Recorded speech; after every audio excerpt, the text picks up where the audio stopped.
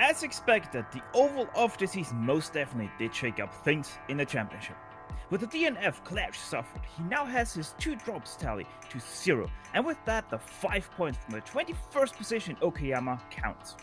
On top of that, Rob Olnick comes out of nowhere to take over the championship lead for the first time in nearly 3 seasons.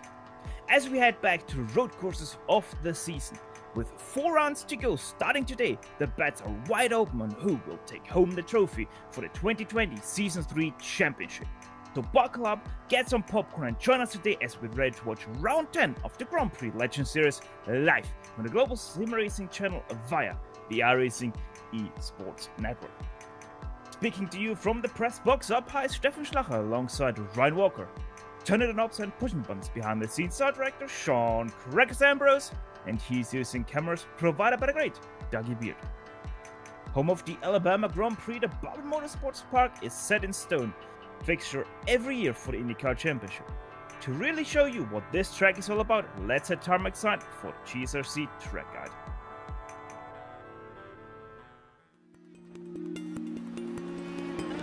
Welcome to Barber Motorsports Park.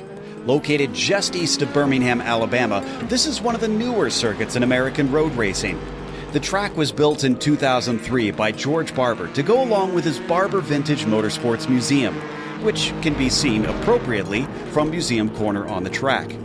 While the main circuit is the full course, which includes 16 turns over roughly 2.25 miles, there are also 2 lesser used layouts called the Short A and Short B courses. The track is known for its technical layout and hugely dramatic elevation changes. In every category of racing, it carries a reputation of making overtakes difficult. That's not to say it's impossible, with most passes happening into Charlotte's Web. Named for the spider sculpture outside the hairpin, it often suckers drivers into braking too deep with a sudden drop just as you attempt to slow the car down. That's not the most challenging part of the circuit, though. Museum Corner is reminiscent of turns like the corkscrew, with its blind entry, multiple apexes, and cliff-like plunge down a hill. IndyCar and IMSA have visited many times in the past decade, while motorcycle racing is also a regular staple here. Practice and precision are usually required to be able to find a fast lap, but there's a heavy dose of bravery also needed in a number of spots. Despite the track being very wide, accidents often collect multiple cars due to the lack of visibility over crests. All in all, this place proves tough to even seasoned veterans. But with the hillsides and trees providing beautiful natural viewing spaces and an immaculate facility, it's no wonder fans keep showing up in droves to watch the racing here.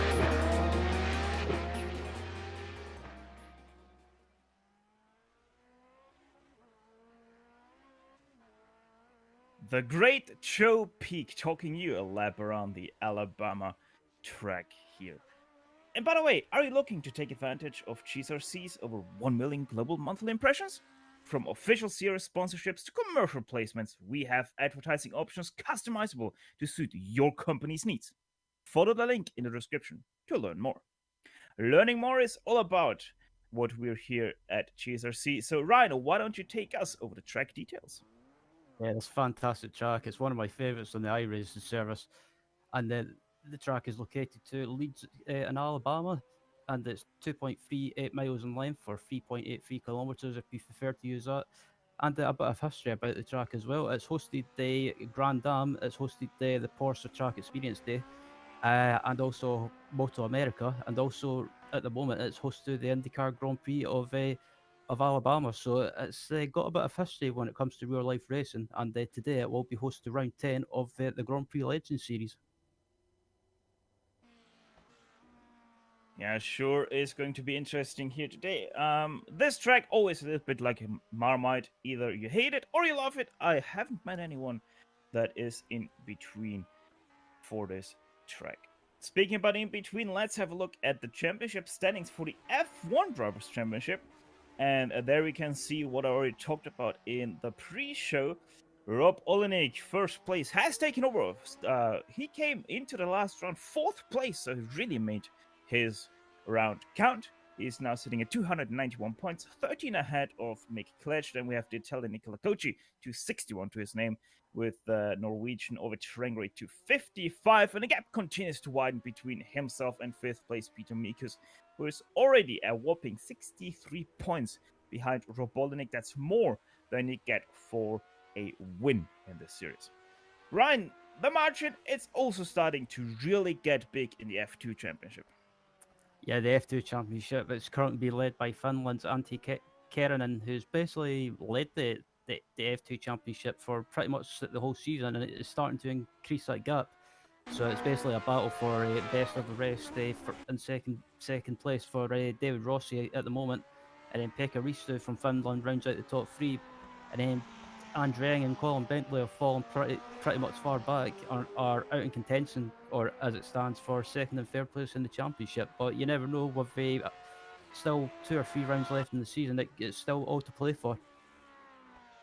2 times UK, 2 times Finland in that, and that brings us right into our Nations Cup, which we also keep track like they used to do in the old days of Formula 1. United Kingdom is leading that one, 362 points to the names, with the United States 353, 9 points behind, and then it's already quite a drop back to Italy, 320 there. And then we have the Scandinavian battle of 5 points between them. It's Norway versus Finland, and right now it's Norway leading the way ahead of Finland in that battle. Battling, that's also something that we might see here today, but what are the race details?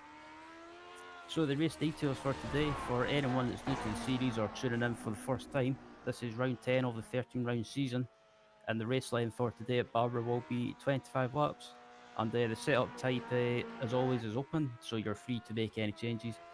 And as always, with regards to the incident limits, it's 17x will be a stop-go, and if you go to 25 or over, you will be disqualified from the race. So there's a few things for these drivers to think about in the early stages of the race and for today's race in general. Do you go all out or do you take the cautious approach? So I think some of the guys up at the front will be aggressive, and some of these guys in the mid pack might be a little bit thinking with their brain, if you like. Yeah, sure, it's gonna be interesting because there are a few spots on this track where with the Lotus 49 you can get those off tracks, so you really have to be careful. Those 25 laps can rack up quite quickly those 17 incident points you need for that drive through. Right now, qualifying already well underway. 5 minutes have already elapsed in this 8-minute session. And Mick Kledge, it's no surprise, really there right now, first place, about a 10th ahead of Rafael Dorado. Rob Olenek sitting in third place with, over train grade sitting in third place with Rob Olenek in fourth. Nicola Kochi right now rounds out your top 5 of this session, and remarkably, only 3/10 in between those top 5. And yeah, we had some news before today.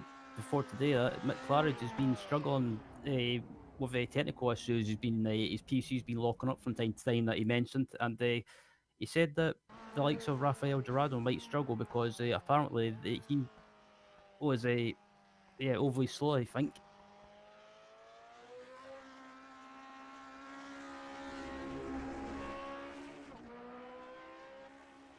Yeah, so that's gonna be interesting. Also, he did warn us about a driver that might be fast here today in qualifying, but I don't see him in the session.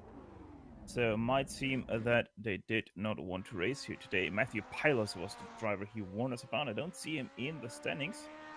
So seems like, yeah, he didn't want to race here today. Mick Claridge, he has already done his 2 laps, sitting in first place still, with about 1 minute and 15 to go. He just keeps on practicing away.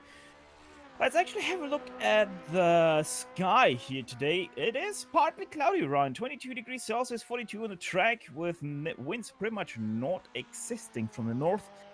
What are we looking here today? Will this give these guys a little bit more problems with that rather high track temperature for 108 Fahrenheit? It could possibly. I mean, yeah, during the season you've had the likes of Mick Claridge and they also over train grade. They struggling from time to time due to the track temperature not suiting their setup or suiting stuff like tire pressures or camber. So you never know. It could give some of the drivers in the mid pack a chance to maybe run close to the front or give them a chance to shine. Seems like pretty much everybody has done their laps. Andrew Eng is coming out of the start-finish line, but he also already did do his 2 laps of today. So yeah, everybody that is still out, that is only Chris Hengler and Andrew Eng. Both of them have already done their 2 qualifying laps that they get. Let's actually go to the qualifying results, and that, as already said, Mick Claridge first place there. He's going to be your pole sitter of today. Rafael Dorado, second place. Then Ovid Rengrade and Rob Olenek will be sitting in the second row with Nicola Kochi, number 1 driver. Interestingly enough, for the first time, I think, in this season, he took over the number 1. Obviously decided by iRacing. In 5th place, Antti Keränen in 6th, Bill Tyler 7th, Under Schumacher, Picaristo, and Sebastian Tixia round out your top 10 of the grid. Starting in 11th, Gary Teal alongside him in 12th is Warren Watkins. Colin Bentley is in 13th, and 14th is Chris Marikami. David Rossi starts in 15th with Paul Forster alongside him in 16th. Yuri Giesen starts in 17th. Jan Lehman starts in 18th. 19th is Robert Plumley, and rounding out the top 20 is Eric Luco. Row number 11 will be completed by John Van on Chandler, Pellerito, Andrew Eng 23rd, Chris Hengel 24th, 25th went to Andres Bruno, 26th John Olsen, Telma Amaral 27th, Terry Tromeshauser, Luke Greenfield, and Randy Howe round out your top 30.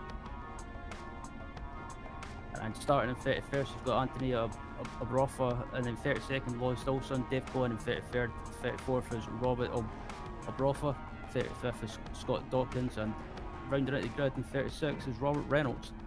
That will probably confuse us a little bit. Oh, brother, we have 2 Anthony and Robert, 32 and 31 respectively, car numbers.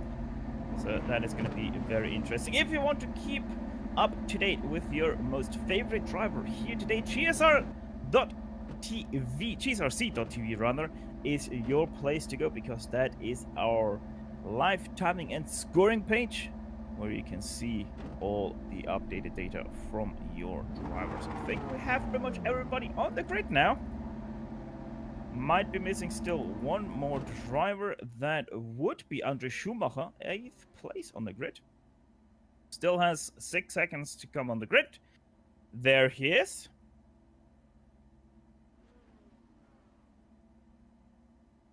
Let's have a look. There we go. Engines are harmonizing.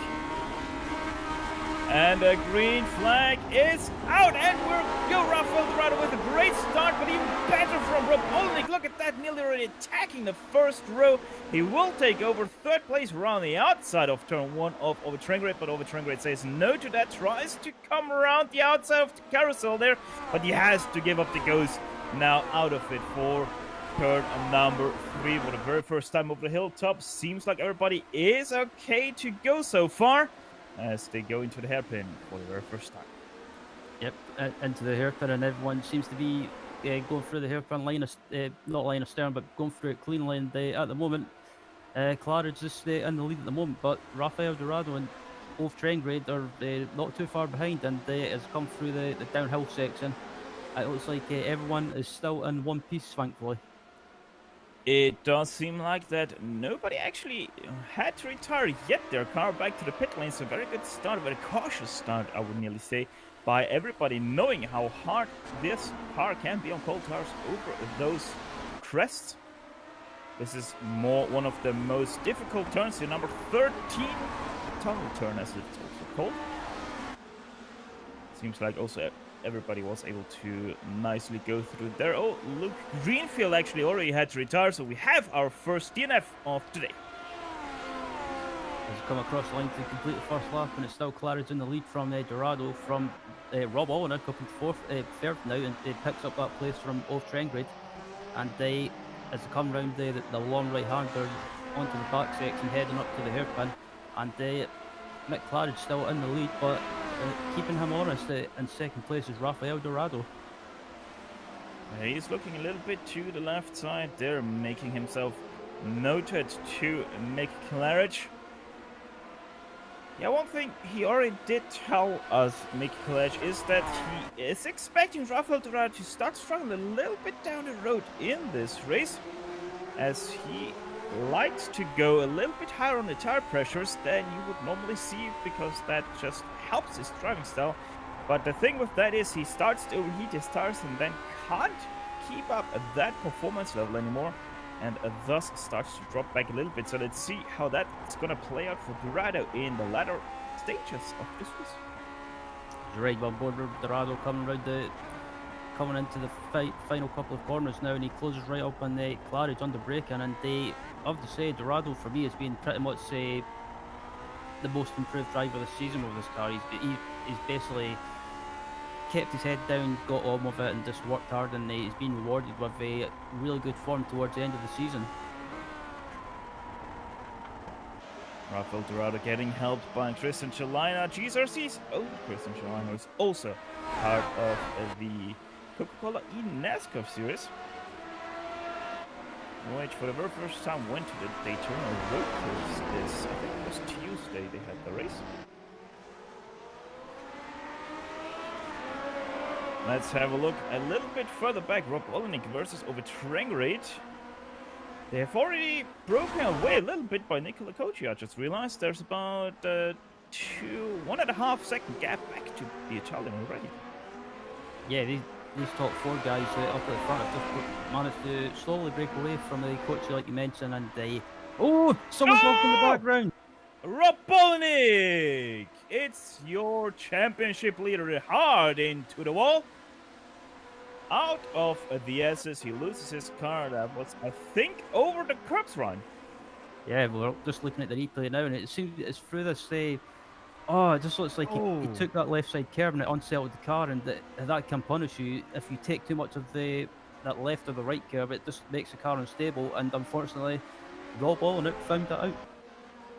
I actually have to oppose that. I think what I'm seeing here from the helicopter view that I have myself here, he had a slide to catch right into the S's and had to correct that right over the curb, which shot him over to the right side. So really unlucky for him. He is still racing though.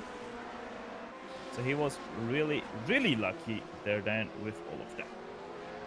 Over train grade, starting to attack Rafael Dorado, so Dorado is starting to see a little bit of problems on his side. Don't know what really caused him to drop off a little bit there of Mickey Clash, as he's now a second back of your second place in the championship setting. He's right on board the train grade at the moment, and he's keeping Dorado honest, and Dorado having to keep an eye on his mirrors now behind him, and on the other hand, that's allowing Clarice just to make a little bit of a gap and just pull away ever so slightly. But it seems to be these final couple of corners under braking that Dorado can just close back up under braking.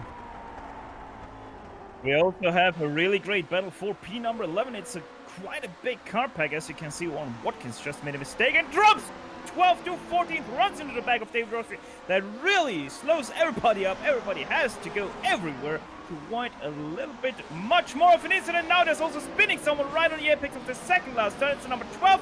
Oh, and it goes across. What the whoa, guys, then how what? And there's also now Robert Plumley spun. I'm at a loss of words. Yeah, it's all kicking off now, and just look. As we look at the replay of Geeson, and after this we'll go to Robert Plumley, but we're just looking at the replay of Geeson, and it seems to be he might have just lost it as we look at it, and it looks like, oh, he just lost it by himself under braking. Oh, and Plumley, I think he got hit there by Geisen, which then spun him out. It really does seem like, yeah, he even had to retire his car, so Geisen, that wasn't the best rejoin you ever could have done, hitting him. And now there's also a car out of turn number 4 wrecked. That was David Rossi, who crashed himself over the hilltop. And yeah, that was just unfortunate for Plumley. He was just innocent, and Geeson, he should have been more aware. I have to agree with you.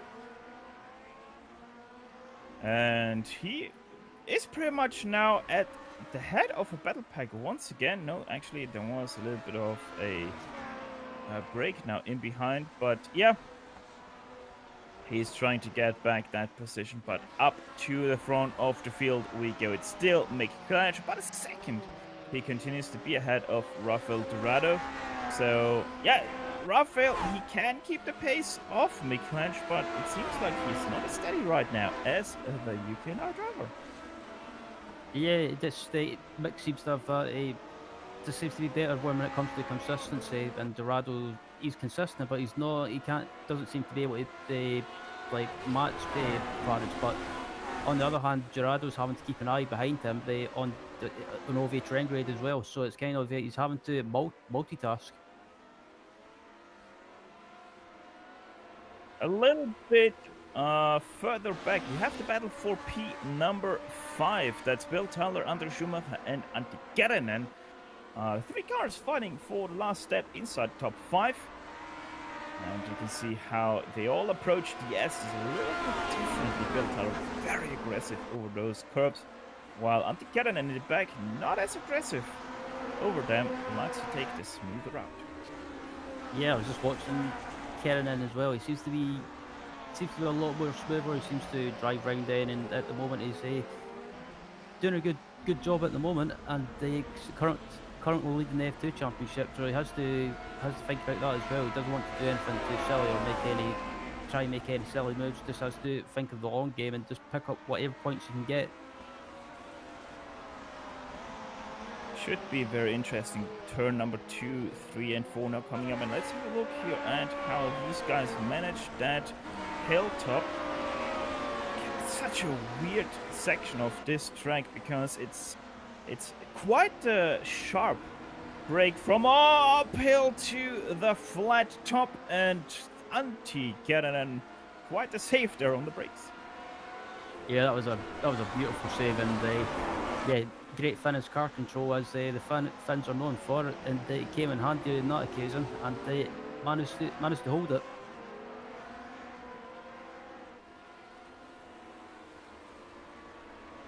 Going through the SS now, turn 10 and 11, approaching turn number 12. And I kind of want to take you a little bit on board here with Andre Schumacher as we're on board. This is one of the weirdest sections for this car because you have to turn, you have to brake, you have to downshift at the same time, obviously, for this turn number 15. And this car, it's everything it doesn't like, Ryan. And I wonder if we're gonna see more stuff like Yuri Geisen, who spun himself out on the downshift, on the brakes through that section. It's possible. I mean, it's one of those corners like you want to. I guess you can't do it, but you kind of want to brake and turn at the same time just to try and get the car into the corner. But with these cars, you can't really do that. It's more you've got to get the braking done in a straight line and let the car roll through the corner. So maybe some drivers, like we saw with Yuri, are just being caught out by that. It really is all about car control and braking skills through those 3 turns. If you think you have what it takes to master this section for 25 laps, then be my guest and show us your skills there, because it really is one of the hardest and toughest sections for any car that we have here on iRacing. As there's a car already being lapped, that is Robert Reynolds, back row Bob, as he's lovely being named by the community and himself. Seemed like something happened to Sebastian. Yeah. Seems like that was just a unlucky moment of his internet running out of juice. So we're gonna head back to P number 13. Yep, this battle's for P13 that's going on between Paul Foster and Chris Marikami, as it's been going on for quite a while, and these two have been really, really close. And as Marikami tries to sneak his nose up the inside, but he can't get it done. As the cloud cover intensifies right now, oh, that's too late for Chris Murakami. Hard into the wall, Paul Foster goes. Even hits the backside of the runoff here, and he is continuing to lay on his head.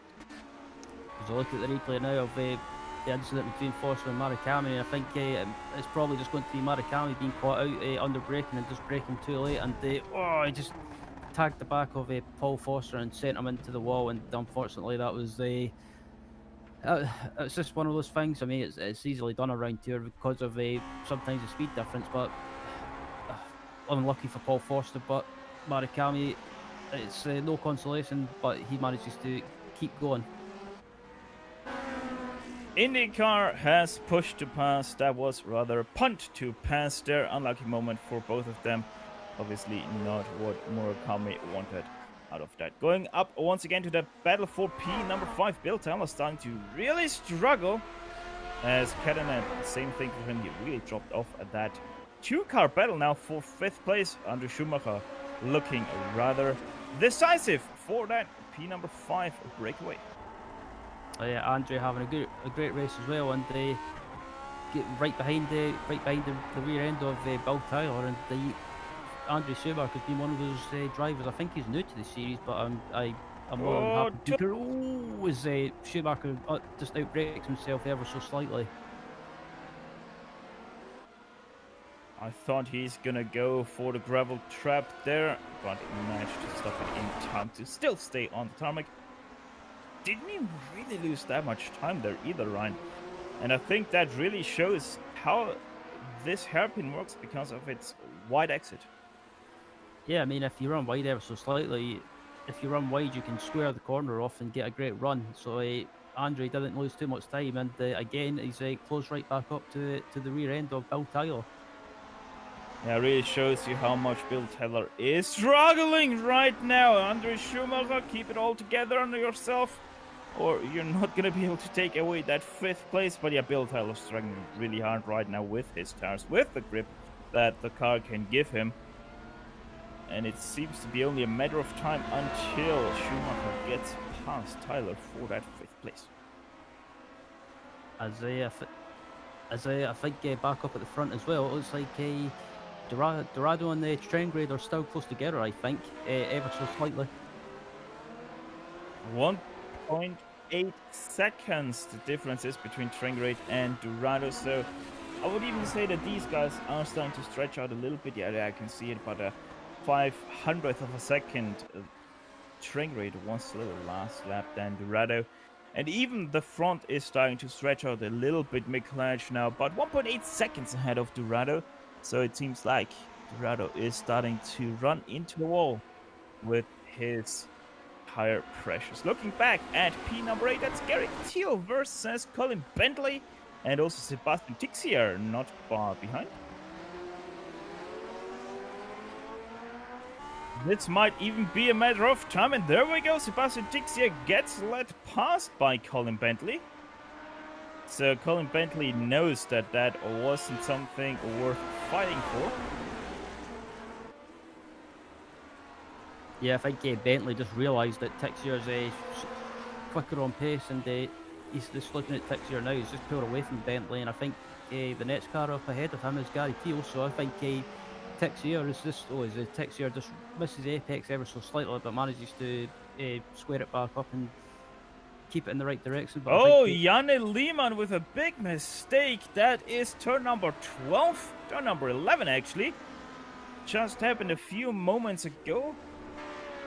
Let's see if we can get that incident by him. That was exactly what I was talking about, Orion. Just on the downshift, on the brakings, loses his car. Yeah, it just looks like he just lost the rear end and just had a little spin, but he managed to keep out the wall and just get going again. And they're still running at the moment in the P16, so he's still having a decent race. Nicola Kochi and over Trengrid. Everybody is starting to get a little bit slower as Chris Hengler has found the wall himself through turn number 13. It seems like Mikulaj once again shows how dominant this guy can be, how consistent he can be, because he's starting to really gap these guys now, being about half a second faster per lap. But we have to mention, he's running up 2 traffic, and that's 3 cars he's running up. It's both brothers, Robert and Anthony O'Brother, and then also Laust Olsen. They're all fighting for 22nd place.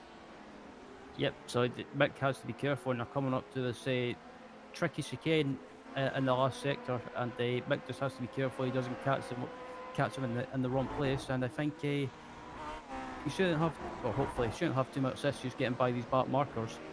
Well, he is catching them at the very bad spot because it's the S's that's coming up now. Seems like he is able to at least keep his foot in the way he normally does through the S, so that is at least good. Now also goes past one of the brothers, which we can neither confirm nor deny that they are brothers or not. And Mick catches up to a couple of back markers in front of him, and he gets by one in the final corner, and comes downhill now, and he should get as one of them moves offline out the way. That was good awareness by the back marker there.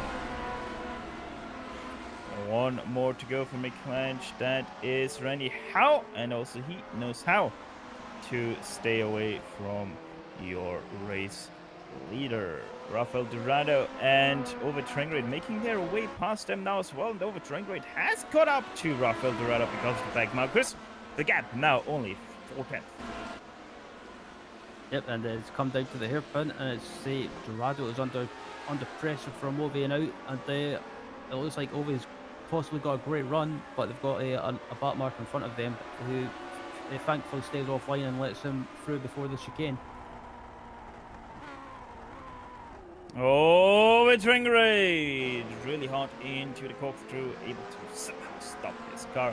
Seems like he was also able to avoid any slowdowns that can be handed out there, as we go back to Bill Tyler and Andre Schumacher, who are also starting to catch the end of those back markers as they continue to battle away through this.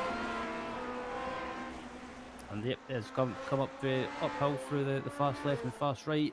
And it looks like Andre might have a run. I was going to say, I think it might have looked like he had a run on Tyler, but as Andre gets a bit sideways.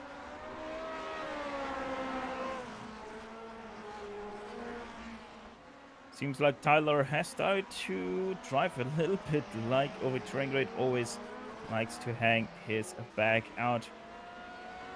Or maybe he's just really struggling with his car and just somehow keeps it all together for now.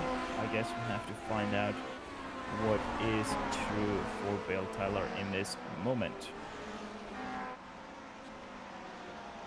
Yep, as they come round there, this long right-hander heading onto the straight, up on the run up to the hairpin. It looks like Andre might have a run on Tyler, but he's not close enough, so I don't think he'll do anything too silly as he goes to the inside line to just show his nose to Tyler as Tyler runs wide a little bit.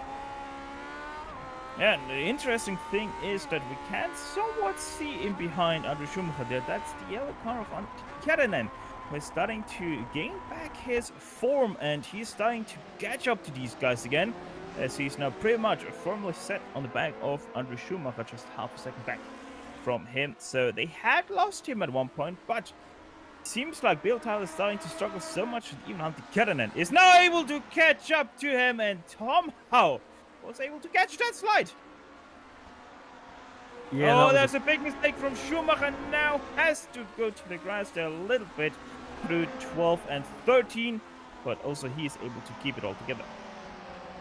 And it looks like behind Schumacher we've got I was about to say, it looks like it's Kerinen as well. So yeah, we've got a 3-car battle going on for P5. So that's going to be very interesting to continue to watch. Also, P number 3 is continuing to be a little bit of a battle. Rafael Dorado was able to once again shake loose over train rate, but train rate is now still only 5/10 ahead of Nicola Kochi. Pretty much the same situation as we have here with Schumacher, Kerinen, and Tyler, where they really just can't find a good way past these guys because of how tricky this track is to overtake people. Yeah, it's a really tricky track to pass around. I mean, you've only got the home straight, the back straight heading onto the hairpin, and then the run up to the tricky downhill chicane to try and make a move. So there's not really that many places. So it's just a matter of the driver in front of you making a mistake. As they are going to finish lap number 16 of this 25-lap race, so we're already with only 9 to go in this race. Laps flying past here like nothing else. And yeah, it looks like up at the front is pretty much they just spread out now. The top three are spread out, and it's not really that close now. So yeah, it's all settled down really. Andrew Eng and Chandler Perlerito right now fighting side by side through the S, is nearly coming to a halt there. Might actually have to go into a replay here because that already started in the corkscrew. Andrew Eng getting past Chandler Perlerito. I think that was actually a mistake by Chandler, who already started that. You can see they're somewhat coming to a halt there on the very wide Barber Motorsports Park. Yeah, and this battle's still going on at the moment, and this is probably the closest battle they've got going on, but I can't really find anything else. Going back to P number 5, Andre Schumacher might have a go here into turn number 12. No, he actually thinks better of that. That would have been the best opportunity.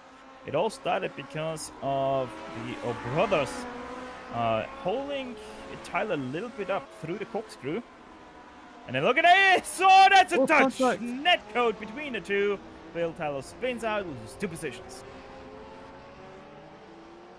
Yeah, that was unfortunate, the unfortunate incident, but both of them have still managed to keep going, and I think Andrew just got caught out under braking. But again, Tyler looks like he's under pressure from the.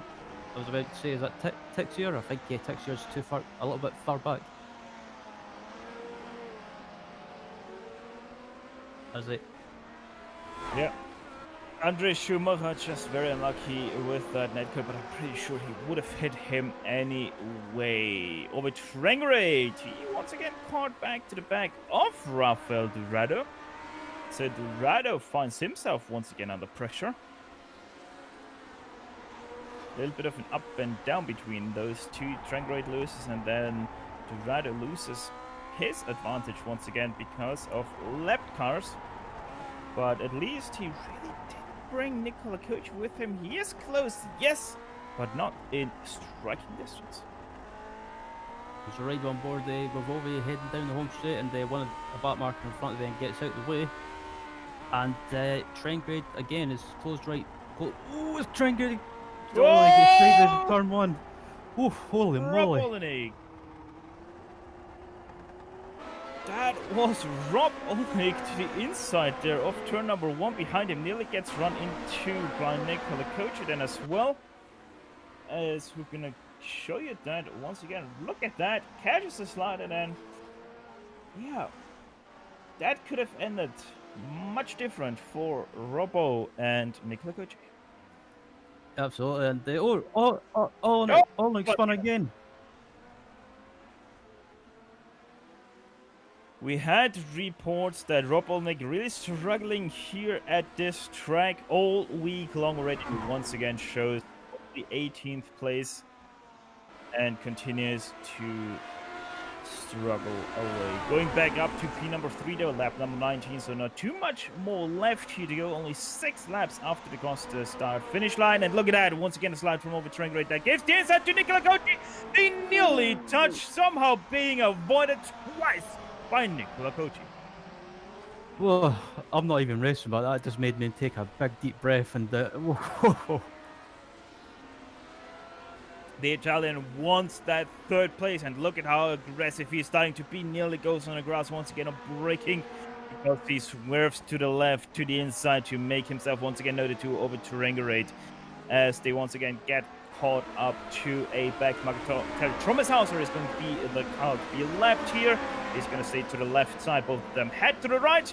And that nearly opens the door for Nicola Coach. He goes to the inside. They're side by side now for the very first time through turn number 5.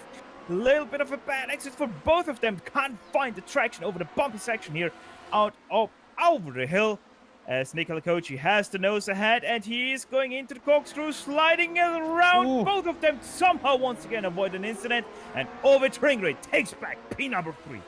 Oh, this is fantastic racing between both of these guys, and they side by side through the... Oh, Nicola Coach is sliding behind through the S, and that seals the deal for right now.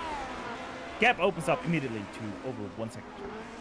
I was about to say that was a fantastic battle between those two guys, and they managed to just leave enough room for each other through that downhill chicane. And the train grade just manages to pull away a little bit, and they just got a bit of a gap to Coach, but I think Coach will close that gap back down in no time.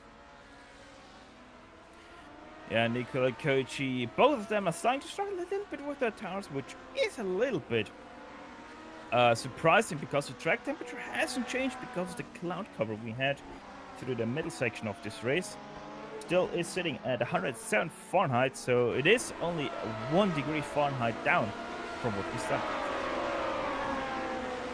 Yep, there's a come up to the chicane now, and it's still train grade in 3rd place and Coach in 4th, and as further back in the pack we've got the battle for P14 going on between Andrew Eng and Jan Lehman as well, and actually we've got Chandler in the background as well. Whoa, goes very wide on the S's there on the exit. Nearly actually touches the runoff tarmac. Once again, a little bit of a struggle there through turn number 12 and 13. But he is better through turn number 14 than guys ahead, as Andrew Eng now being completely caught by Jan Lehman. Andrew Eng, that's a really bad line for him into last turn number 16. Lehman goes to the left side, but just can't find a traction to make a move happen into turn 1. Yep, and still in the same positions. So yeah, this basically it looks like to be the closest battle going on at the moment, apart from the other one going on up at the front with Trent Graydon and Teal and Bentley are still going at it as well for the battle for P9. Yeah, while Nicola Coach still hasn't fully caught up to Ovitrengo, we're going to focus on different battles that we still have going on. Gary Teal, Colin Bentley, as mentioned, is one of them. Looking at them right now, look at that. Bentley, very different line through turn number 13. Has to brake quite harder to avoid Teal. Look at that, tries to set up turn number 16 for maybe a pass into turn 1. Just can't find the better traction than Gary Teal. 4 to go they have coming up this start-finish line, so there's still some time left for Colin Bentley to break much more inside the top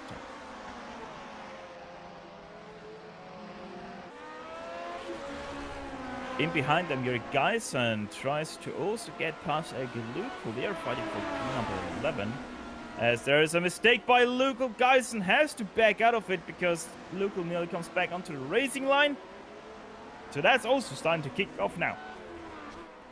As indeed, and there's still got this battle going on, and then also got this still got the battle for P3 by the looks of it going on between Trengren and Kochi.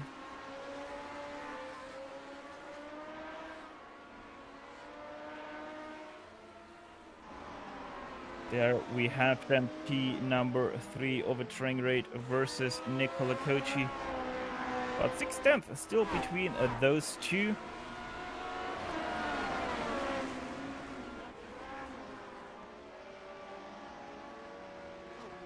As they head into the hairpin once again. Oh, what a sideways exit for Nicola Kochi. Over the bumps, just can't keep the back under control right now. Once again loses about 2/10 out of the hairpin. Let's actually go back to P number 11 that I was talking about. Eric Luke versus Yuri Geisen as they make their way into the last 3 laps. Now going over the start-finish line. Yuri Geisen, after a shocking start to his race, he has found himself back, and he is now about 5 positions up from where he started in P number 17. Eric Luke, on the other hand, 20 to 11. Great race. Yeah, Lucas had a great race, and the amount of positions he's gained as well is unbelievable, and at the moment just running outside the top 10 and 11, but under huge pressures from Yuri Geisen as well. So this battle's looks like it'll be going down to the last lap as well, as I think we've got under just 2 laps remaining.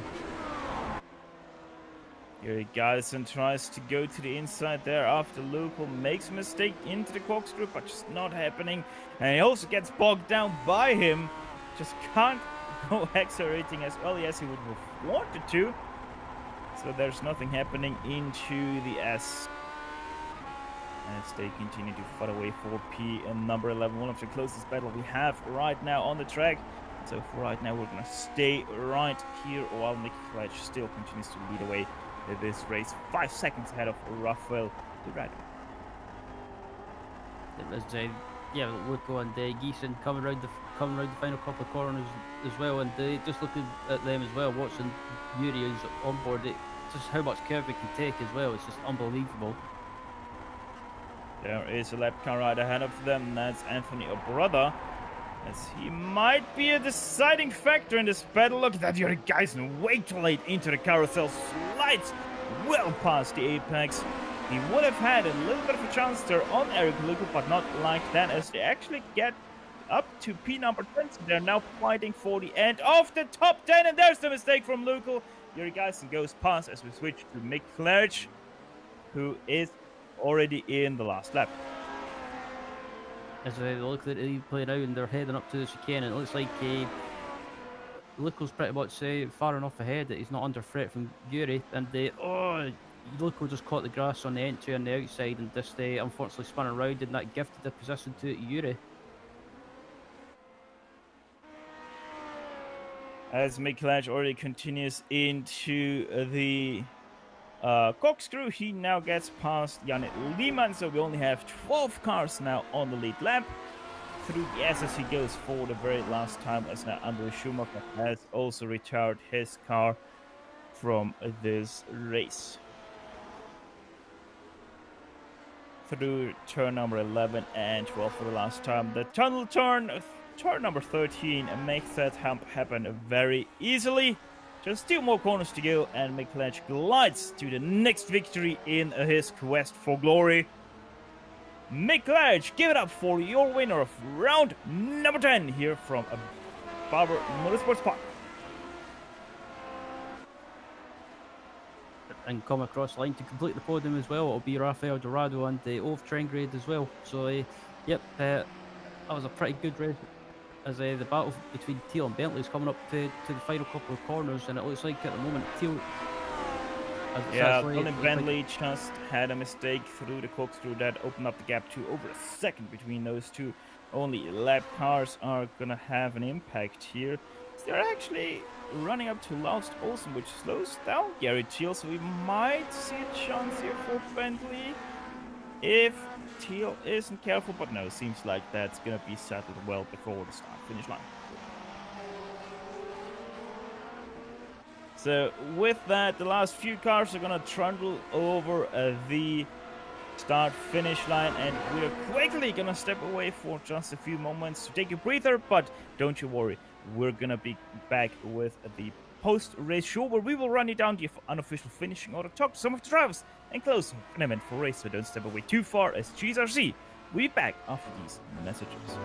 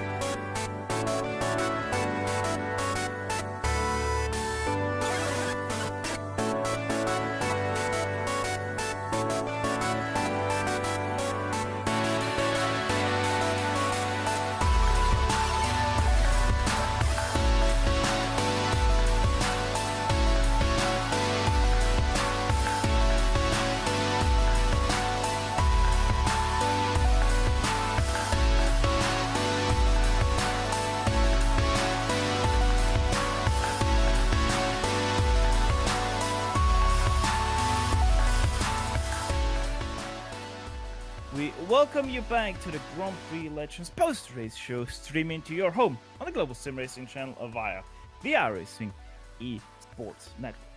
And are you interested in advertising with GSRC? Our channel's 1 million monthly global impressions are a great way to get your branding seen by a diverse audience. Follow the link in the description to learn more.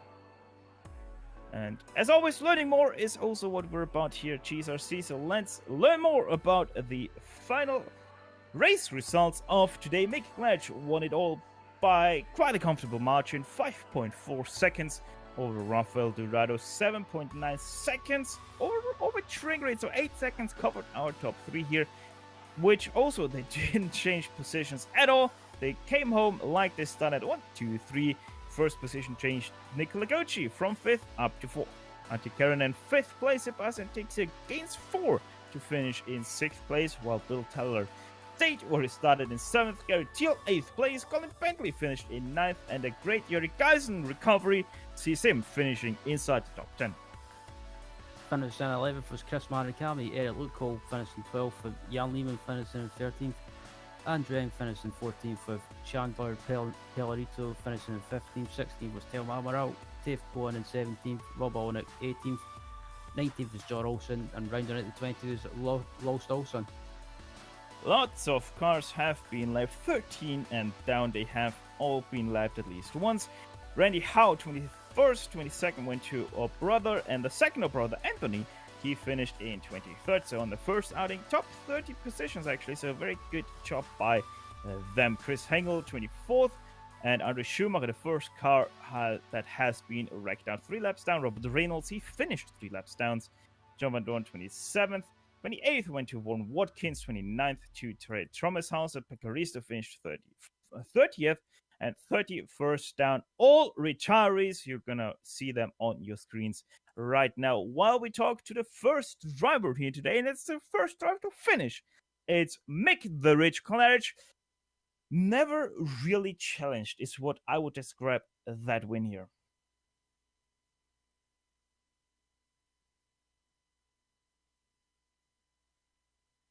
As we seem to have a few technical difficulties with Mick Claridge, so we're going to give him a few moments.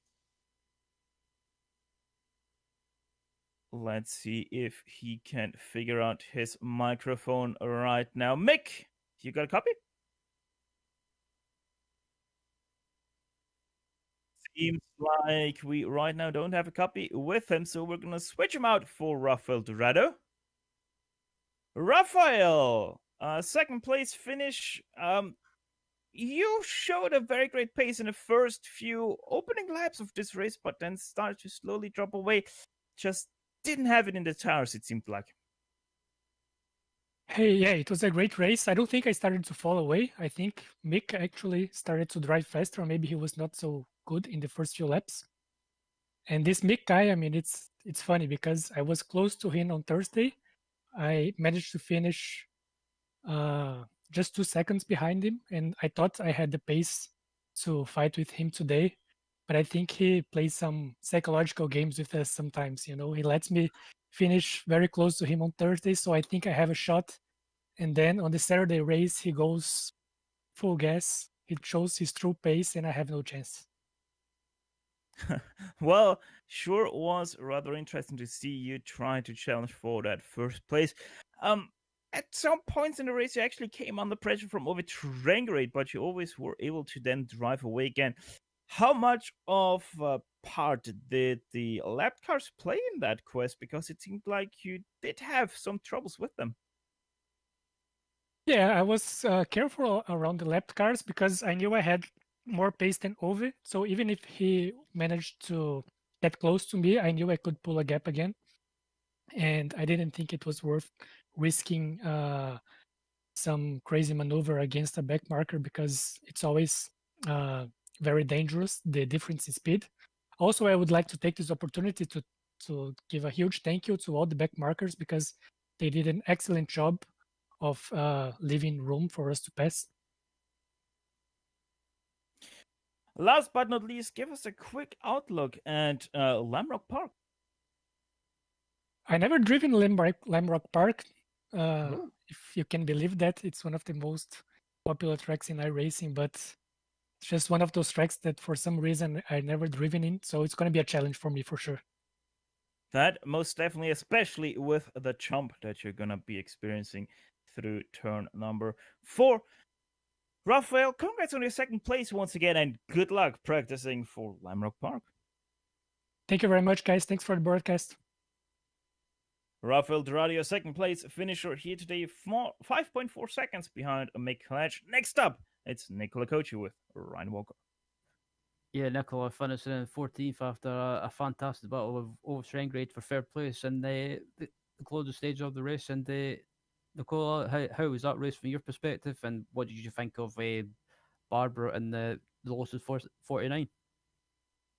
Hey guys, yeah, was a very hard race for me because I just came out from holidays yesterday, so I had to miss all the week practice and races. So I just gone and to do some lap few before the race, and after that right into the race, trying to survive basically.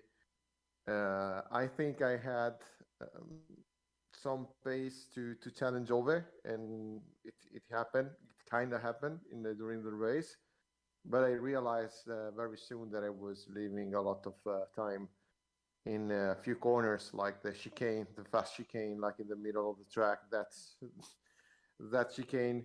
When I was going to do it right, I was able to not lose anything, but it happens so rarely. So I was really struggling to stay close with the guys, and so fourth place, I think it's luck. It's pretty lucky because Rob had some technical issues, so I will take that for sure. But I was not I was not on pace, not on.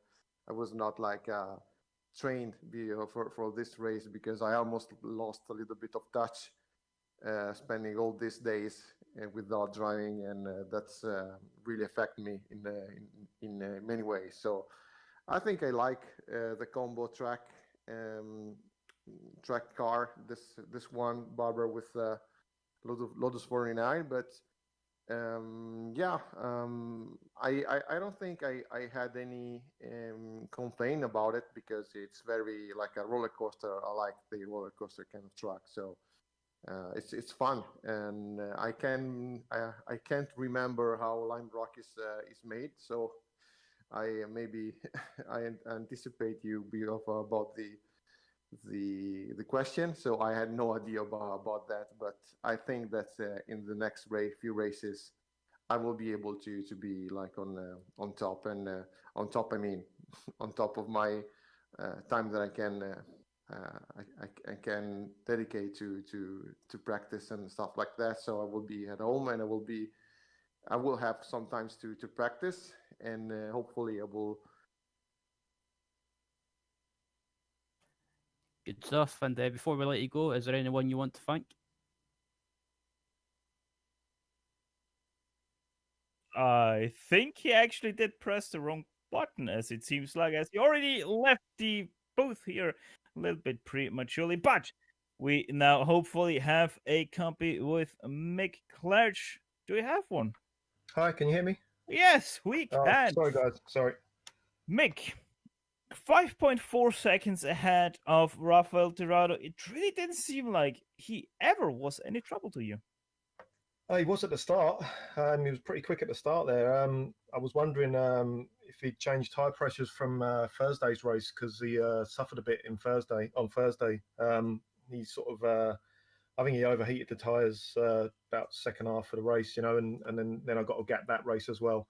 So I was wondering if he was going to do the same thing today.